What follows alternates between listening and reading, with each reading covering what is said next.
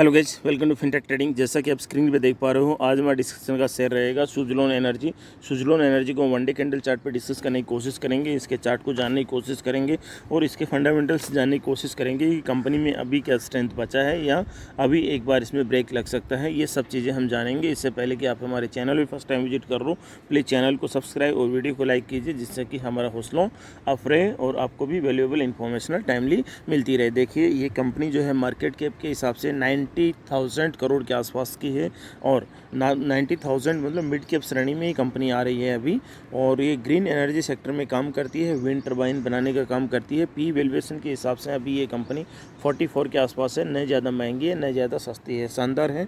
और ROE return on equity की बात करें तो 17% के आसपास है।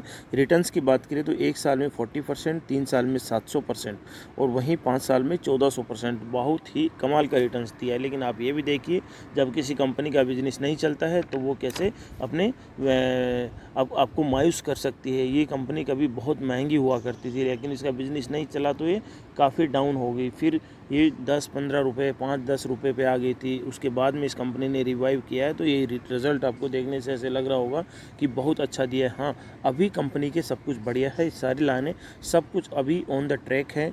इस चीज़ को आप देख सकते हो। हाँ, अभी रेवेन्यू देख लो, उसका मैक्सिमम रेवेन्यू विंड टर्बाइन से ही आता है और 80% के आसपास, और 20% रेवेन्यू अदर से आता है। और लोकेशन इसकी 94% इंडिया में ही है और बाहर भी कुछ लोकेशन अपनी ये प्रेजेंस करवाता है। देखिए, अब फाइनेंशियल के हिसाब से ये कंपनी जो है डेट फ्री है, क्वार्टर्स में बहुत शानदार क्वार्टर दे रही है, अभी धीरे धीरे अच्छे क्वार्टर्स दे रही है। तो इस प्रकार से इस कंपनी को कंसिडर किया जा सकता है। लेकिन आप एक बार इसमें कुछ भी पैसा लगाते हो, कुछ भी शेयर लेते हो, उससे पहले कंपनी की इन डेप्थ स्टडी कर लीजिए, उसके बाद ही उसमें पैसा लगाने का मूड बनाइए। देखिए, अब इसमें हम देखते हैं कि इसके लेवल्स डिस्कस करने की कोशिश करते तो इसका जो हायर साइड है, हायर साइड 85 को इधर कंसीडर करते हैं। 85 से लगातार ये लोअर लो में कंपनी जाती है, लोअर लो में जाती है और ये 50 के आसपास में आके अपना एक बॉटम अप यहाँ पे क्रिएट करती है। रिसेंटली 50 के आसपास, हालांकि 50 से और गिरती तो कंपनी और भी गिर सकती थी, क्योंकि इसके पास में संभलने का बहुत ज़्यादा मौका नहीं थी। लेकिन ये 50 के आसपास में आके देखो, अच्छा खासा अपना यहाँ पे इसने अच्छा खासा अपना बॉटम अप यहाँ पे क्रिएट किया। और उसके बाद में, इस बॉटम अप के बाद में ये कंपनी देखो, यहाँ पे देखो उसका मैक्सिमम एरिया जो है, मैक्सिमम कंसोलिडेशन का एरिया 50 से 60 के बीच में रहा।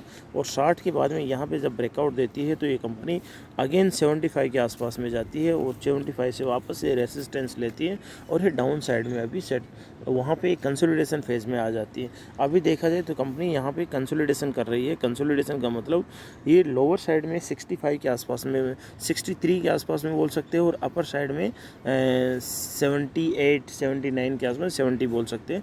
यहाँ पे कंसोलिडेशन कर रही है। तो क्या ये कंसोलिडेशन जारी रहेगा तो या ये किसी साइड में निकलेगा? देखो, कंसोलिडेशन तो जारी रह सकता है, लेकिन इसको फिर निकलना तो या तो अप साइड में या डाउन साइड में है। मुझे पर्टिकुलरली इसके बिज़नेस को देखते हुए और सारी चीज़ों को देखते हुए मुझे पर्सनली ऐसा लगता है कंपनी अप साइड में निकलेगी। अप साइड में निकलेगी तो इसका रेसिस्टेंस कहाँ पे आएगा, इसका रेसिस्टेंस ये कहाँ पे फेस करेगी? सबसे पहला रेसिस्टेंस तो जब ये निकलेगी तो ये 75 का जो रेसिस्टेंस है वही इसको रेसिस्ट करेगा। दूसरा नेक्स्ट जो इसका रेसिस्टेंस है, आप देख पा रहे हो 75 वाला रेसिस्टेंस इधर से ड्रा हो सकता है। नेक्स्ट जो रेसिस्टेंस है, इसको 80 का रेसिस्टेंस यहाँ मिलता हुआ नज़र आएगा। 80 के बाद में 85 का रेसिस्टेंस और उसके बाद में हायर लेवल्स लेने की कोशिश करेगी जो 100 की तरफ बढ़ता हुआ नज़र आएगा। तो मेरे हिसाब से कंपनी में बने रहने की कोशिश सलाह है। आप यदि लोअर साइड में से हो तो बहुत ही शानदार है, और अपर साइड से भी यदि आप 80-85 के आसपास में हो तो कोई प्रॉब्लम नहीं है। आप बाय ऑन डिप स्टडीज में जाके इस कंपनी में शानदार एक कंसोलिडेशन कर सकते हो और बढ़िया से इसमें आप बने रह सकते हो। लेकिन इससे पहले कि आप अपने फाइनेंशियल एडवाइजर से कंसल्ट करके ही इस कंपनी में कोई भी डिसीजन लो, उसके लिए आप अपने फाइनेंशियल एडवाइजर से पूछिए। उनकी सलाह से ही आप इस कंपनी में कोई भी सलाह लेते, कोई भी कदम रखते हो, उनकी सलाह से ही रखिए, क्योंकि आपकी हार्ड अर्न मनी है वो सही जगह प्लेस होना बहुत ज़रूरी है। और कंपनी की पूरी स्टडी करके, यदि बिजनेस नहीं चल रहा है तो ज़रूरी नहीं है इस कंपनी में रहना हमें ज़रूरी ही नहीं है।